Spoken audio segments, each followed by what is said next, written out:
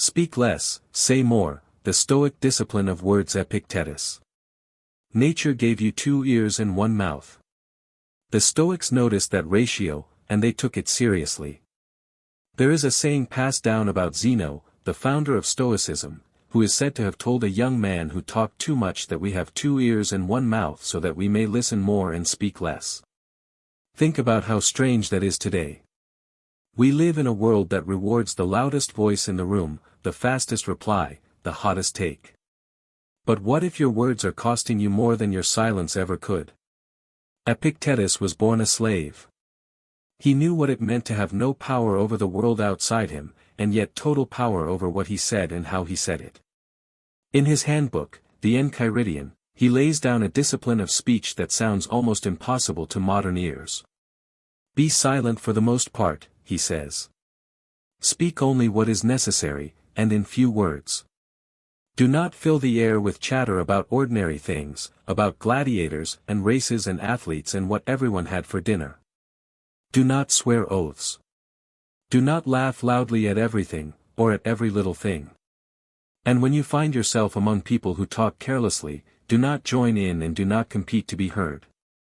This is not shyness. It is not social anxiety dressed up as wisdom. It is a deliberate training, a way of guarding the one thing that is truly yours, your judgment, your character, your inner order. For the Stoics, every word you speak either reveals your reason or betrays it. So let us take this ancient discipline and turn it into 7 rules you can actually use, at your next meeting, at your family dinner, in the comments section where you were about to type something you would regret. The first rule. Speak only when it improves the silence. Before you open your mouth, ask a simple question. Is what I am about to say better than saying nothing at all? Most talk fails this test. In a meeting, half the comments exist only to prove the speaker was paying attention, to plant a flag, to remind everyone they are in the room. Notice how the person who speaks last, and least, is often the one everyone actually turns to. Silence is not emptiness. A pause before you answer tells people that your words are chosen, not spilled. The Stoics did not prize silence because talking is wrong, but because unconsidered talk crowds out thought.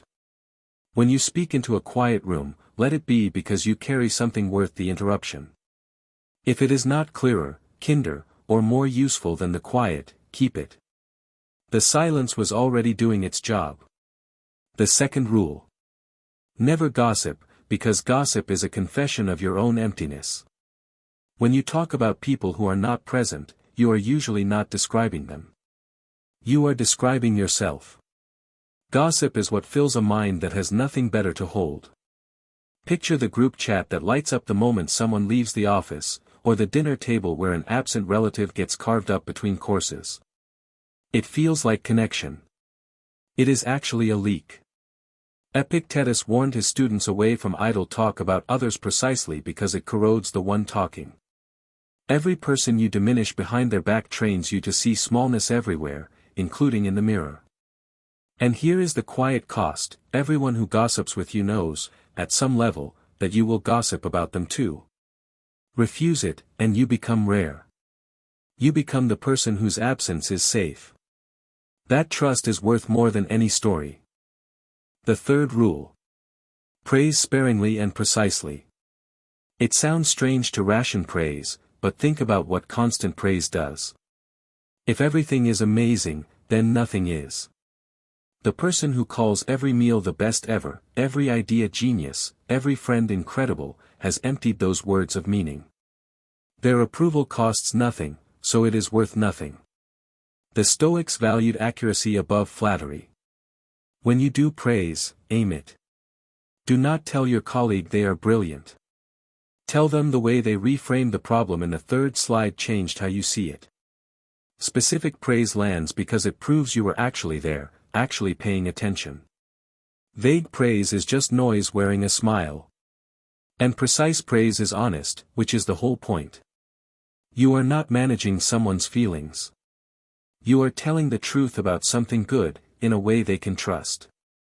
Given rarely and exactly, your word of approval becomes something people genuinely want to earn. The fourth rule.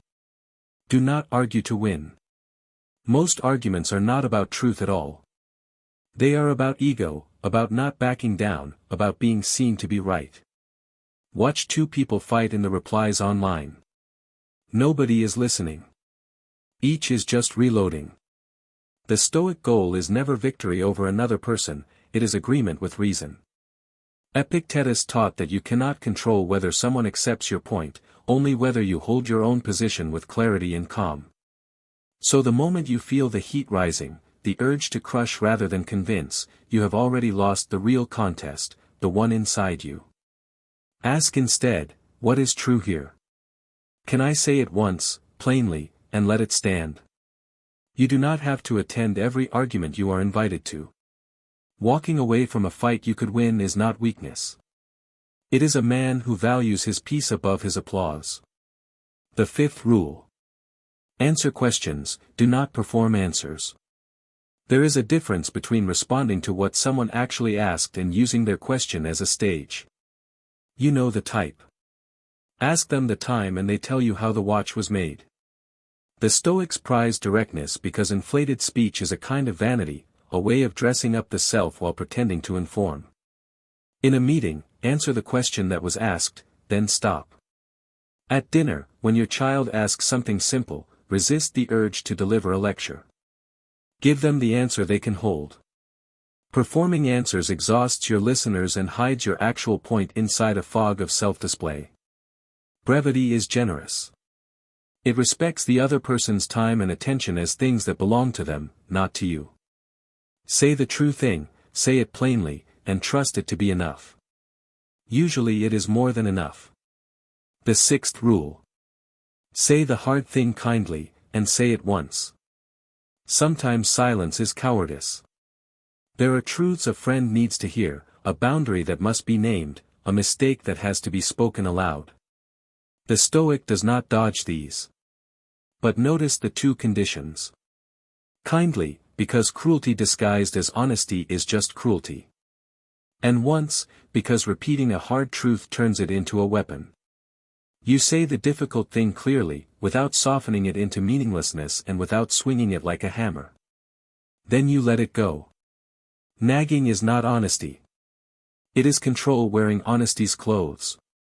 If you have told someone the truth once, in good faith and with care, you have done your part.